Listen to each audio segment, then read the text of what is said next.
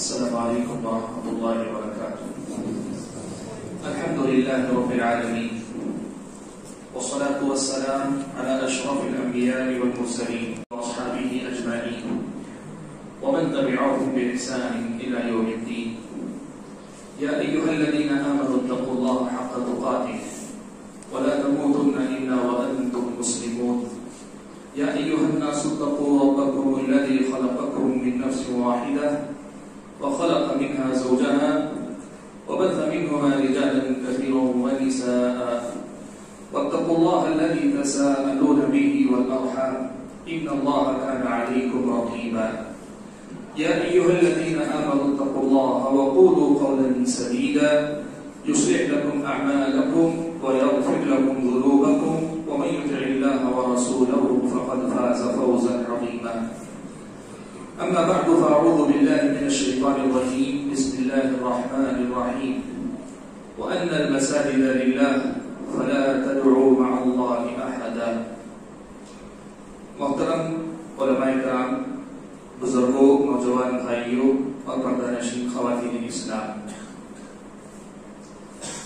اللہ تبارک و تعالیٰ کا ہم پر اور آپ سبھی حضرات و خواتین پر یہ خصوصی انعام ہے، اس کا فضل ہے کہ اس کی عبادت کے لیے ایک اور گھر جو تعمیر کیا گیا، اس گھر میں آج ہم اور آپ بیٹھ کر اللہ تبارک و تعالیٰ ہی کی دین، اللہ تعالیٰ ہی کی عطا اور نوازش اس مسجد یعنی اللہ تعالیٰ کے گھر سے متعلق کچھ وہ بنیادی باتیں جان رہے ہیں، سیکھ رہے ہیں، سن رہے ہیں، سنا رہے ہیں، جو اس مسجد کا حق کہلاتی ہیں، یہ اس مسجد کے تقاضے کو پورا کروانے کے سلسلے میں ہمارے اور آپ کے حق میں معاون اور مددگار ہو سکتی ہیں۔ میرے سامنے اس وقت جو عنوان مجھے دیا گیا ہے، اصلاح معاشرہ میں مساجد کا کردار کیا ہے۔ حقیقت یہ ہے کہ یہ عنوان کافی وسیع ہے اور ساتھ میں یہ بھی کہ یہ مسجد سے متعلق تمام مسائل کا بھی احاطہ نہیں ہے۔ اس میں معاشرے کے بگاڑ کو سدھار میں بدلنا یا معاشرے کو بگڑنے سے روکنا، ان دو معاملات میں مسجد کا کردار کیا ہے، اس کا اثر کیا ہے یا اس کی اہمیت اور حیثیت کیا ہے، مجھے بس اس پہلو میں بات کرنی ہے۔ آپ یہ بات جانتے ہیں، آپ نے سنا ہوگا پیارے نبی صلی اللہ علیہ وسلم سے حضرت جابر رضی اللہ تعالیٰ عنہ نے روایت کیا ہے کہ اللہ کے نبی نے فرمایا کہ اعطیت خمسا لم یعطہن احد قبلی، مجھے 5 چیزیں ایسی دی گئی ہیں کہ مجھ سے پہلے کسی اور نبی کو نہیں دی گئی۔ ان 5 چیزوں میں سے ایک چیز اللہ کے نبی نے بیان فرمائی، کہا وَجُعِلَتْ هِيَ الْأَرْضُ كُلُّهَا مَسْجِدًا وَطَهُورًا، میرے لیے پوری کی پوری زمین سجدہ گاہ یعنی سجدے کی جگہ اور پاک بنا دی گئی۔ اللہ کے نبی نے آگے فرمایا فَأَيْنَمَا أَدْرَكَتْكُمُ الصَّلَاةُ فَصَلُّوا، نماز کا وقت کہیں بھی ہو جائے، تم روئے زمین کے کسی بھی چپے پر رہو، نماز کا جب وقت ہو جائے تو تم نماز پڑھ سکتے ہو۔ اس حدیث سے جو بنیادی مسئلہ سمجھ میں آتا ہے وہ یہ کہ نماز کے لیے اللہ تعالیٰ نے پوری زمین کو سجدہ گاہ بنایا، پوری زمین مسجد ہے ہمارے اور آپ کے لیے، سوائے ان کچھ خاص مقامات میں جن کو اللہ کے نبی صلی اللہ علیہ وسلم نے مستثنی قرار دیا، ان میں نماز پڑھنے سے اللہ کے نبی نے منع فرمایا، جیسے قبرستان میں نماز پڑھنے سے منع فرمایا، حمامات میں نماز پڑھنے سے منع فرمایا، بیچ راستہ گزرگاہ میں نماز پڑھنے سے منع فرمایا۔ جو منتخب کچھ جگہ ہیں، ان مقامات کو چھوڑ کر پوری ہوئے زمین پر نماز پڑھی جا سکتی ہے، لیکن اس کے باوجود اللہ تبارک و تعالیٰ نے ہم اور آپ کو اس بات کا حکم دیا ہے کہ ہم اور آپ مسجد کے نام پر ایک مستقل عمارت کھڑی کریں، ایک عمارت قائم کریں، مسجدیں تعمیر کریں۔ اگر مسئلہ صرف اللہ کے لیے سجدہ کرنے کے لیے کسی جگہ کا ہوتا تو وہ تو پوری ہوئی زمین اللہ تعالیٰ نے سجدے کے لیے بنائی ہے، لیکن اللہ تبارک و تعالیٰ نے ان مسجدوں کو تعمیر کرنے کے پیچھے جو مقاصد رکھے، جو اس کے پیچھے ہدف ہیں، جو اس کے پیچھے فائدے ہیں، مسجدوں کو تعمیر کرنے کے جو مقاصد ہیں، اور ایک سماج اور سوسائٹی مسجد سے جب جڑتی ہے تو مسجد کا اثر جو سماج میں نظر آتا ہے وہ اس قدر زیادہ عظیم ہے کہ اس کے لیے اللہ کے نبی صلی اللہ علیہ وسلم نے خاص طور پر مسجدیں تعمیر کرنے کا حکم دیا. سنن کی روایت ہے، ماں عائشہ رضی اللہ تعالی عنہا روایت فرماتی ہیں کہ امر رسول اللہ صلی اللہ علیہ وسلم ببناء المساجد فی الدور. اللہ کے نبی صلی اللہ علیہ وسلم نے جب محلے بسائے جائے تو محلوں میں مسجدیں تعمیر کرنے کا اللہ کے نبی نے حکم دیا. آپ اگر مسلمان ہیں، کوئی بستی بسا رہے ہیں، تو یہ آپ کی ذمہ داری بنتی ہے کہ آپ وہاں مسجد قائم کریں. آپ مسلمانوں کی ذمہ داری بنتی ہے کہ آپ مسجد قائم کریں. اور اہل علم نے لکھا کہ اسی کا ایک مفہوم یہ بھی ہے کہ ایک مسلمان اپنے لیے اگر گھر تلاش کر رہا ہے تو گھر کی تلاش میں ایک ترجیح بلکہ پہلی ترجیح یہ بھی ہونی چاہیے کہ میرے گھر سے میری مسجد کتنی دور ہو سکتی ہے، میں مسجد سے کس قدر زیادہ قریب ہو سکتا ہوں. آج ہماری ترجیحات بدلی.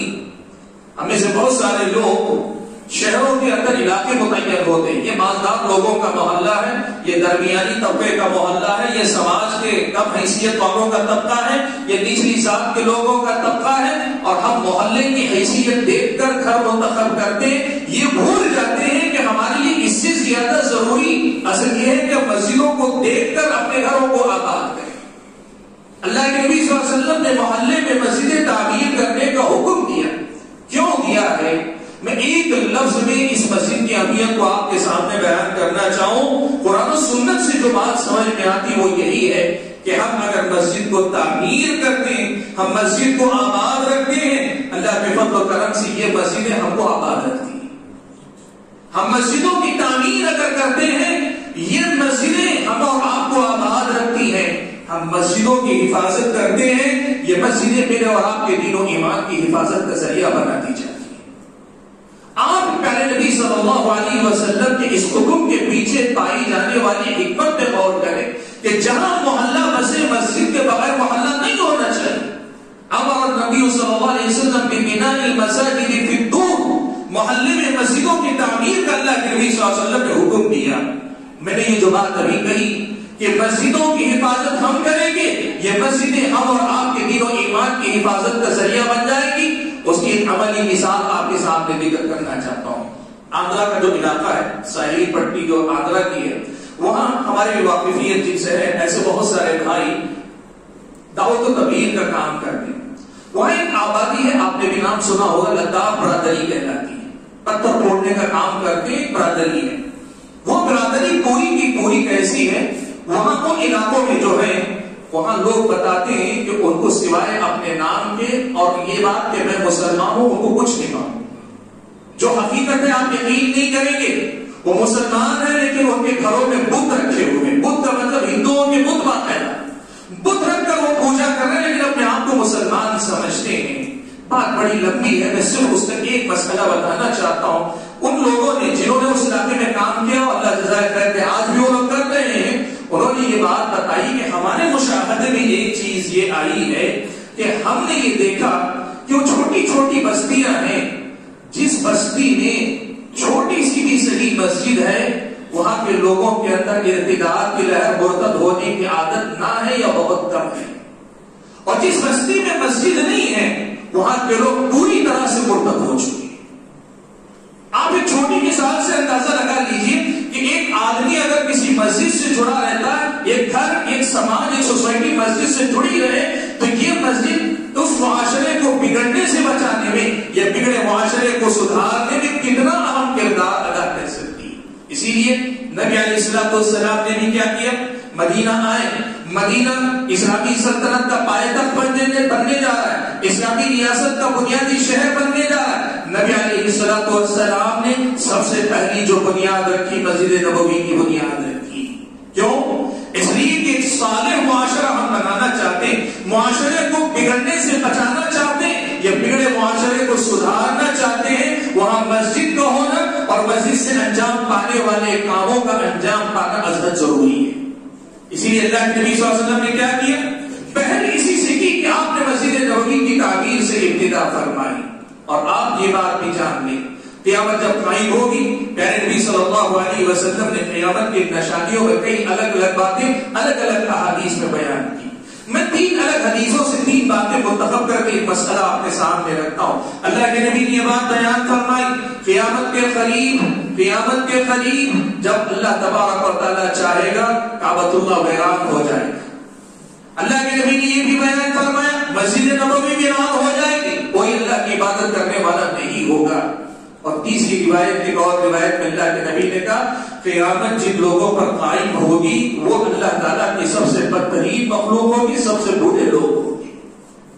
آپ اگر ان 3 باتوں کو آپس میں جوڑ کر دیکھ لیں کہ جس سماج میں اللہ کے گھر میں آپ چھوڑ دیے جائیں وہ سماج انتہائی بدترین سماج بن جاتا ہے، وہ اتنی زیادہ نچلی سطح پہ چلا جاتا ہے. اور آپ اگر آج بھی دیکھنا چاہیں، آپ یہ بات نوٹ کر کے دیکھیں، وہ چاہے کسی مسلک کا ہو، اگر مسجد سے اس کا رشتہ ہے وہ اپنے مسلک کے لوگوں میں اچھا آدمی ہوتا ہے. اور جس آدمی کا مسجد سے رشتہ نہیں ہوتا، تعلق نہیں ہوتا، وہ آدمی چاہے کسی بھی مسلک کے ساتھ تعلق رکھتا ہو، اس مسلک کے برے لوگوں میں سے ہوتا ہے جس کا مسجد سے تعلق نہیں ہوتا ہے. یہ موٹی موٹی کچھ باتیں میں کیوں آپ کے سامنے بتا رہا ہوں؟ صرف ایک بنیادی مسئلہ آپ کے سامنے رکھنا چاہتا ہوں کہ ہم یہ بات سمجھنے کی کوشش کریں کہ مسجدیں یہ ہماری اور آپ کی روحانی زندگی کو طاقت بخشنے والے یا طاقت دینے والے وہ جنریٹر ہیں، پاور ہاؤس ہیں جو ہم اور آپ کو واقعی دین و ایمان کی دولت سے مالا مال کیے رہتی ہیں. ہمارا اور آپ کا ان مسجدوں سے تعلق جیسا ہوگا ویسے ہماری زندگی میں اس کا اثر نظر آئے گا. مسجدوں سے رشتہ ہم اور آپ کو اللہ کا مقرب بندہ بنائے گا. آپ جانتے اللہ کے نبی صلی اللہ علیہ وسلم نے بیان فرمایا 7 خوش نصیب لوگ ہوں گے عرش کے سائے تلے جگہ پائیں گے جبکہ اس سائے کے علاوہ کوئی اور سایہ نہیں ہوگا. اللہ کے نبی نے کیا فرمایا؟ وَرَجُلٌ قَلْبُهُ مُعَلَّقٌ بِالْمَسَاجِدِ. ان 7 خوش نصیبوں میں سے ایسے لوگ بھی ہوں گے، ایسا آدمی بھی ہوگا جس کا دل مسجد میں اٹکا رہتا ہے. اہل علم نے اس کا معنی بیان کرتے ہوئے کہا کہ اس کا مطلب یہ ہے کہ وہ ایسا نہیں کہ یہی رہ جاتا ہے، وہ کہیں بھی رہے لیکن اللہ تعالیٰ کے گھر کی محبت اس کے دل میں ہوتی ہے. اور جب آدمی کے دل میں اللہ تعالیٰ کے گھر کی اتنی محبت ہوگی تو پھر مسجد کا وہ خیر پورا اس کی زندگی میں نظر آئے گا کہ اس کے نتیجے میں وہ اللہ تعالیٰ کے خوش نصیب بندوں میں شامل ہوگا. شیخ عبد الرحمان شیخ صاحب تحفۃ الابدی محمد عبد الرحمان مبارک پوری رحمۃ اللہ علیہ نے اس حدیث کی شرح کرتے ہوئے بڑی پیاری بات لکھی ہے. کہا کہ دیکھو مسجد کا تعلق جو ہے، مسجد سے جو رشتے کی بات ہے، کہا مومن کے اور مسجد کی مثال مچھلی اور پانی کی ہے، اور منافق کی اور مسجد کی مثال پرندے اور پنجرے کی ہے. مومن اگر مسجد سے باہر چلا جاتا ہے وہ ایسے ہی تڑپتا رہتا ہے مسجد کی طرف لوٹ کر آنے کے لیے جیسے وہ مچھلی تڑپتی ہے جسے پانی سے نکال کے باہر ڈال دیا گیا. اور منافق اگر ہوگا تو اس کی مثال اس پرندے کی ہے جسے گھونسلے میں قید کر دیا گیا ہو. اگر وہ مسجد میں آئے گا تو اس فراق میں لگا رہے گا کہ کب موقع ملے کہ میں نکل بھاگوں گا. آپ یہاں سے دیکھ لیں ایمان والے اور منافق کی یہ 2 مثالیں، اس سے آپ کی سمجھ میں آ سکتا ہے ایک مومن کی زندگی پر مسجد کے اثرات کیا ہو سکتے ہیں. حاضرین گرامی، میں نے جیسے آپ کے سامنے کہا کہ بڑی تفصیلی باتیں اس کے سلسلے میں رکھنی پڑے گی. اگر موضوع کا احاطہ کرنا ہو، میں بات کو بہت لمبی نہیں کرنا چاہتا، تھوڑا سا وقت میرے پاس رہ گیا ہے. میں آپ کے سامنے صرف ایک جائزہ رکھتا ہوں. قرآن کی آیات اگر آپ پڑھ کر دیکھیں، جہاں جہاں مسجدوں کا تذکرہ آیا ہے وہاں وہاں اللہ تعالیٰ نے مومنوں کی کچھ صفات، کچھ خصوصیات بیان کی. قرآن مجید کی مختلف آیتوں میں مسجد کا یا مسجدوں کا تذکرہ آیا ہے، اور اس مسجد یا ان مسجدوں میں آنے جانے والے مومن کیسے تھے یا کیسے ہوں گے یا کیسے ہونے چاہیے، یہ اللہ تعالیٰ نے صفات بیان کی ہے. اگر ہم ان آیتوں کو ذرا رک کر سمجھ کر پڑھ سکیں تو دوسرے معنی میں یہ آیتیں ہم اور آپ کو بتا رہی ہیں کہ واقعی معنوں میں مسجد مسجد بن جائے اور ایک مسلمان کا رشتہ واقعی ایک مسلمان کا جیسا رشتہ مسجد سے ہونا چاہیے ویسا اگر رشتہ ہو جائے تو پھر سماج میں کیا کیا خیر پیدا ہوگا یہ اللہ تعالیٰ خود ان آیتوں میں بیان. ایک معاشرہ صالح معاشرہ بنانے میں مسجد کیا کردار ادا کرتی ہے یا مسجد کا اثر سماج سوسائٹی میں کیسے مرتب ہوتا ہے، اس کو سمجھنے کے لیے صرف ان آیتوں کو آپ پڑھ لیں جن میں خاص طور پر اللہ تعالیٰ نے مسجدوں کا تذکرہ فرمایا. میں 2-4 آیتیں پڑھ کر آپ کے سامنے بتاتا ہوں کہ اللہ تعالیٰ نے بتایا ہے کہ ان مسجدوں کو آنے والے لوگ کیسے ہوتے ہیں. یہ مسجد اگر واقعی اپنا کردار ادا کرے تو کیسے مومن، کیسے مسلمان سماج کے اندر جینے والے بنتے ہیں. قرآن مجید میں اللہ تعالیٰ نے سورہ جن میں یہ بات بیان فرمائی جس سے میں نے اپنی گفتگو کا آغاز کیا. اللہ نے فرمایا وَأَنَّ الْمَسَاجِدَ لِلَّهِ فَلَا تَدْعُوا مَعَ اللَّهِ أَحَدًا. سب سے پہلی بات، بڑی اہم بات اللہ نے فرمائی، کہا مسجدیں اللہ تعالیٰ کے لیے ہیں.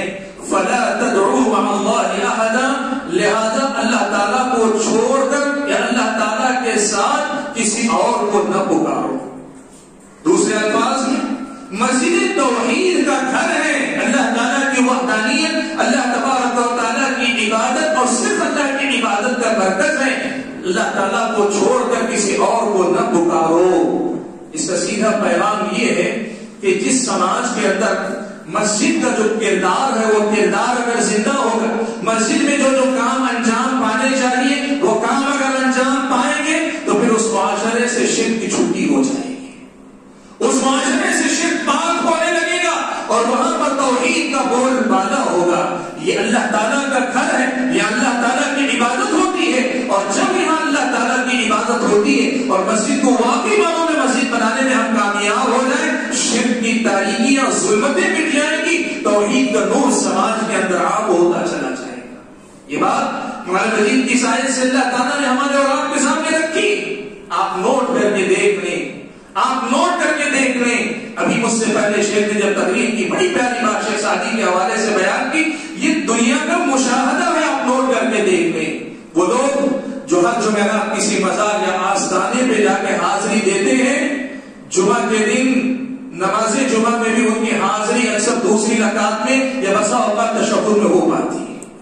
اور اس کے مقابلے میں جو لوگ واقعی معنوں میں دل سے مسجدوں سے لگاؤ رکھتے ہیں، اللہ تبارک و تعالیٰ ان کے دلوں سے شرک کی تاریکی کو مٹاتا چلا جاتا ہے، اور اللہ جسے ہدایت دینا چاہے وہ بندہ توحید کی روشنی کی طرف چلا آتا ہے. مسجدیں اگر واقعی اپنا کردار ادا کرتی ہیں، سماج میں توحید کی بات، توحید کا پیغام عام ہوتا ہے.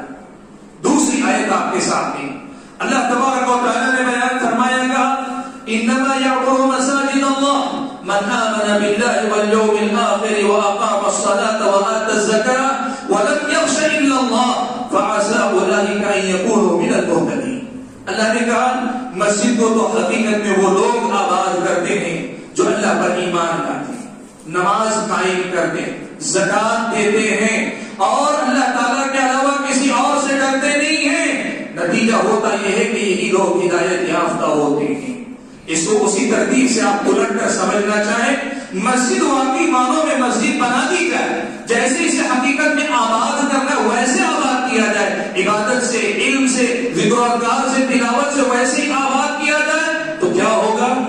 اس مسجد کا اثر یہ ہوگا کہ یہ مسجد اپنے آنے جانے والوں کو نمازی بھی بنائے، اللہ کا عبادت گزار بنائے گی، اور انہی مساجد سے زکات کا وہ سسٹم بھی چلے گا جو سماج کے اندر غربت اور ضرورت مندوں کی جو ضرورتیں ان کو پورا کرنے کا کام بھی کرے گا. اور اس سے آگے بڑھ کر سب کا ڈر ختم ہو جائے گا، غیر اللہ کا ڈر جو کسی بھی انسان کو کمزور کر دیتا ہے وہ بھی ختم ہو جائے گا. قوم بہادر ہوگی، نوجوان بہادر ہوگا، انسان بہادر ہوگا، پھر نہ کسی دشمن سے ڈرے گا، نہ پھر کسی جن بھوت پریت سے ڈرے گا، نہ کسی سائے، نہ کسی پلیتے، نہ کسی چیز سے نہیں. وَلَمْ يَخْشَ إِلَّا اللَّهُ، خالص اللہ تعالیٰ سے ڈرنے والی قوم اللہ تبارک و تعالیٰ پیدا کرے گا.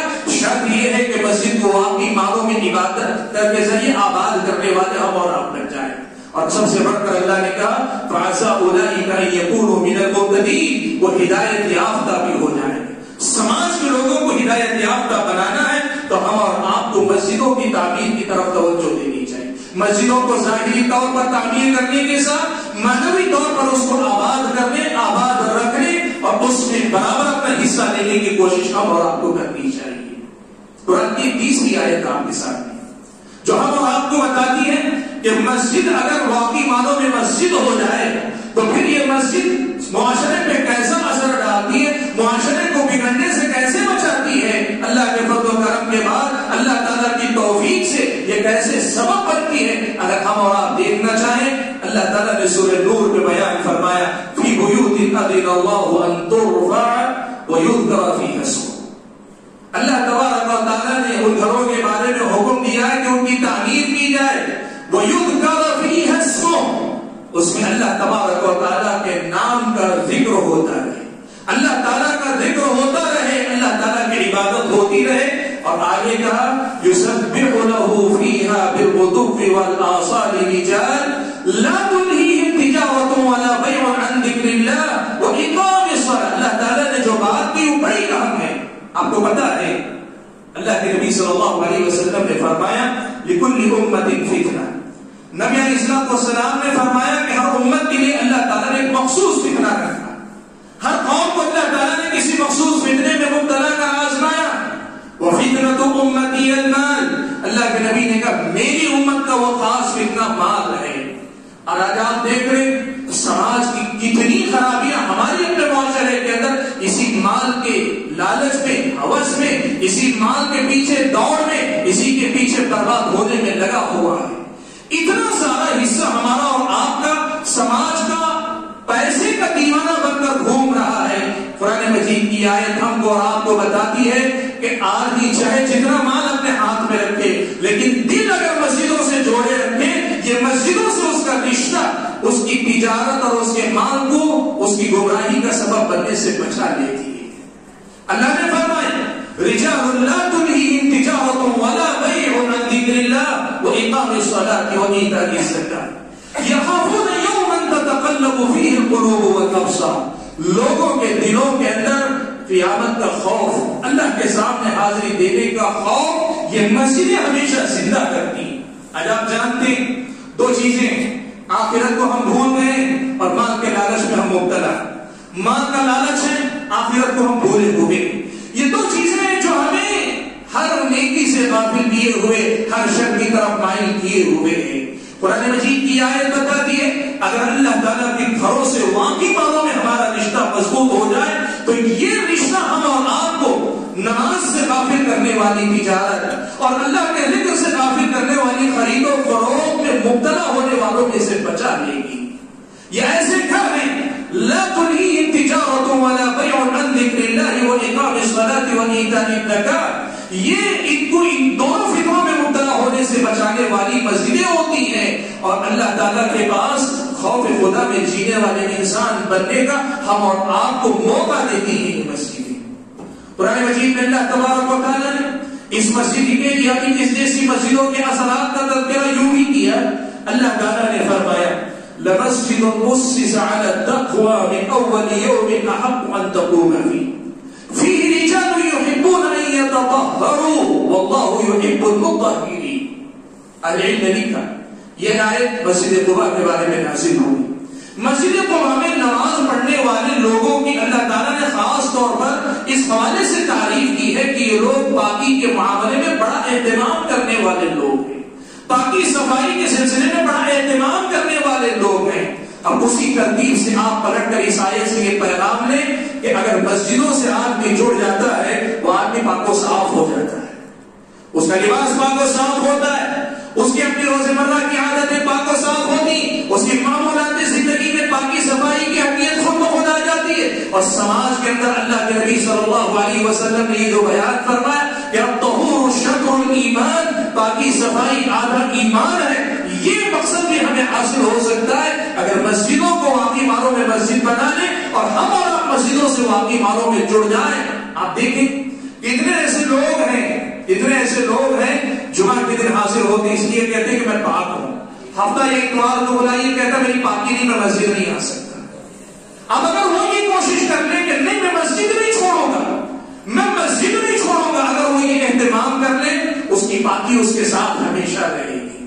کتنے ایسے لوگ ہیں جو دل و دماغ کے اندر، ذہن و دماغ کے اندر طرح طرح کا گند بسائے ہوئے رہتے ہیں، لیکن وہی مسجد میں آتے ہیں، اللہ کے سامنے کھڑے ہوتے ہیں، وہ اللہ کے سامنے کھڑے ہونے کی ہیبت، وہ ڈر، وہ احساس ایسا ہوتا ہے کہ ایک نماز کے بعد اللہ نے چاہا تو دوسری نماز تک، دوسری نماز کے بعد تیسری نماز تک، تیسری نماز کے بعد چوتھی نماز تک، چوتھی نماز کے بعد پانچویں نماز تک، اور پانچویں نماز کے بعد دوسرے دن کی پھر پہلی نماز تک، ہر نماز دوسری نماز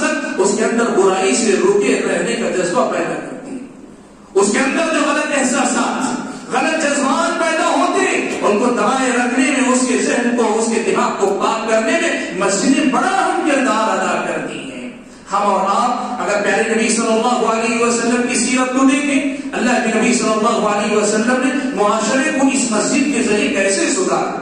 صرف دیکھنے کی چیز یہی نہیں ہے کہ آپ نے سب سے پہلے مسجد نبوی کی تعمیر کی، دیکھنا یہ بھی ہے کہ پوری 10 سالہ زندگی تقریباً جو آپ نے گزاری، اس پوری زندگی میں آپ نے اس مسجد سے معاشرے کو سدھارنے کے لیے کیا کیا کام آپ صلی اللہ علیہ وسلم نے لیا۔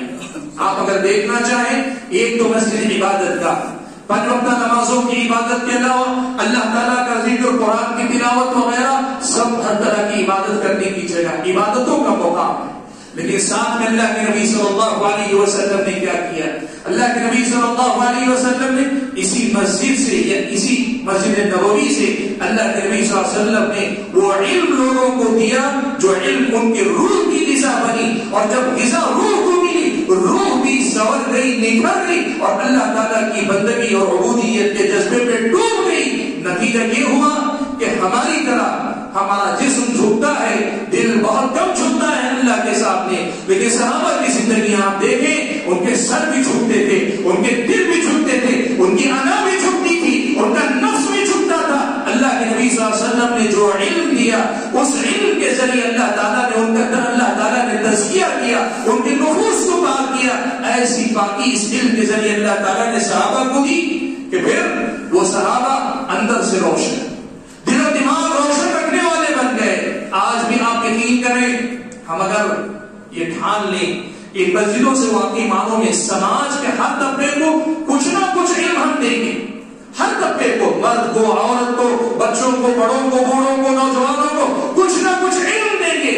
علم نور ہے، علم کسی کے اندر آئے پھر بھی تاکی رہے، تاریکی باقی رہے، ایسا نہیں ہوتا۔ ہاں بدبخت اگر کوئی ہے تو علم کی ناقدری کر سکتا ہے، ورنہ علم آئے گا تو علم خیر ہی خیر لائے گا۔ علم سماج کے لوگوں کو دینے کی کوشش کریں۔ آپ دیکھیں، میں آپ کو یہ بات بتانا چاہوں گا کہ جمعیت اہل حدیث کی تاریخ اگر آپ پڑھ کر دیکھیں، ہمارے اور آپ کے پاس جو کچھ ہمارے اپنے اسلاف اس ملک میں کر کے گئے، اگر آپ دیکھیں تو آپ کو پتا چلے گا کہ انہی مسجدوں کے اندر ہمارے اپنے علماء چلے آتے تھے۔ پرانا زمانہ، سواریاں نہیں تھی، لوگوں کے پاس اتنی ذمہ داری، اتنی مصروفیت کا کوئی تصور تھا نہیں، تو کچھ اہل علم اپنے آپ کو فارغ کر رکھے ہوئے تھے۔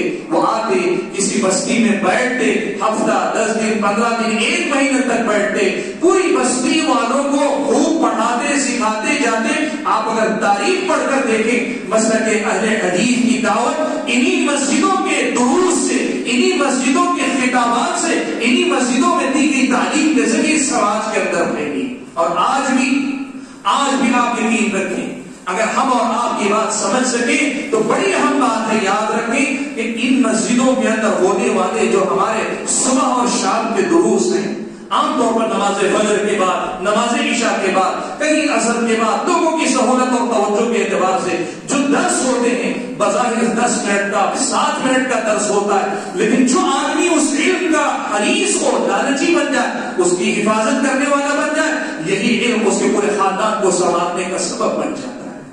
ان مسجدوں کا یہ کردار ہے کہ جب یہ مسجدیں واقعی معنوں میں اپنا کردار ادا کرتی ہیں تو لوگوں کو روحانی غذا عطا کرتی ہیں، لوگوں کی روحانی ضرورتوں کو پورا کرتی ہیں، لوگوں کی روحانی بھوک کو مٹانے کا سبب بن جاتی ہیں۔ اور کم سے کم ان مسجدوں سے جو پیغام سب سے اہم جاتا ہے وہ خطبات جمعہ کا پیغام ہے۔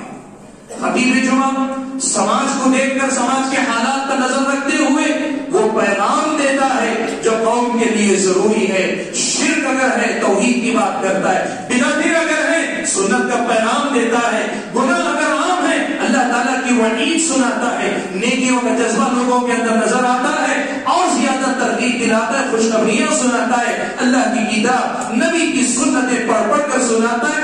یہ خطبات جمعہ اس سماج کو بگڑنے سے بچائے رکھے۔ انہی مسجدوں سے ہونے والے جو پیغام آپ دیکھیں، سماج سدھار کے لیے، سماج میں لوگوں کے اندر جو بگاڑ ہے اس کو سنبھالنے کے لیے پوری دنیا کے پاس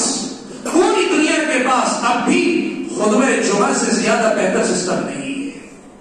پورے سماج کو یہ واضح پیغام ان کے سدھار کے لیے جو مسجدوں سے جاتا ہے، کسی میڈیا میں وہ طاقت نہیں ہے، کوئی اپنے سماج کی کسی بھی قوم میں، نہ مسلم نہ غیر مسلم، نہ ہندو نہ عیسائی نہ کرسچن، کوئی نہیں، یہودی نہیں، کوئی نہیں، ہر مذہب کے لوگوں کو آپ دیکھ لیں، انہی مسجدوں کا یہ کردار ہے کہ یہاں سے سماج کے سدھرنے کا پیغام جاتا ہے۔ حاضرین گرامی، میں یہ باتیں الگ الگ آپ کے سامنے میں نے رکھی اس سے بتانے کے لیے کہ پیارے نبی صلی اللہ علیہ وسلم کا لایا ہوا یہ جو دین ہے، اس دین میں مسجد صرف فضیلت حاصل کرنے کا ایک مقام نہیں ہے، بلکہ اس مسجد سے جڑ کر اپنے دین و ایمان کی حفاظت کرنا، اپنے آپ کو سنوارنا، اپنے ظاہر اور باطن دونوں کو آراستہ کرنا، اپنی نئی نسلوں کی حفاظت کرنا، ان کے دین و ایمان کے تحفظ کا سامان فراہم کرنا، مکاتب چلانا، دروس کا اہتمام کرنا، خطبات کو بامقصد بنانا، اور یہاں سے سماج کے ہر ضرورت مند کی ضرورت کو معقول حد تک پورا کرنے کی کوشش کرنا،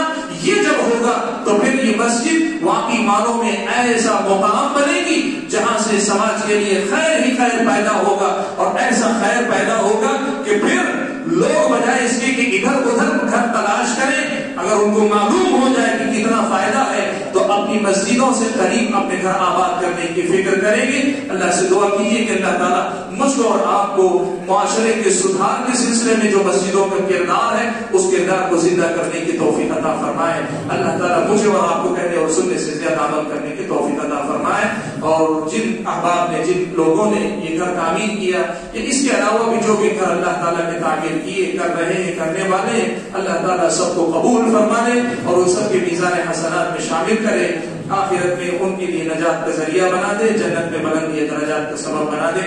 آمین۔ وآخر دعوانا الحمدللہ رب العالمین۔